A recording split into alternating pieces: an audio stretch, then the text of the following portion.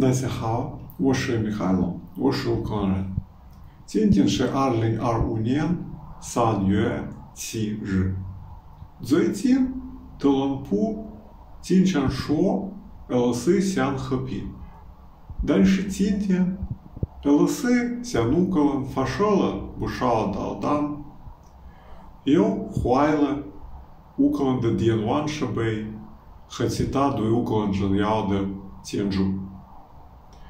还有，这几天，俄罗斯每天发射导弹袭击奥德萨州的电网设备，因此在奥德萨州里有城市没电，已经几天了。所以我想问一下，这是特朗普所说的俄罗斯想和平吗？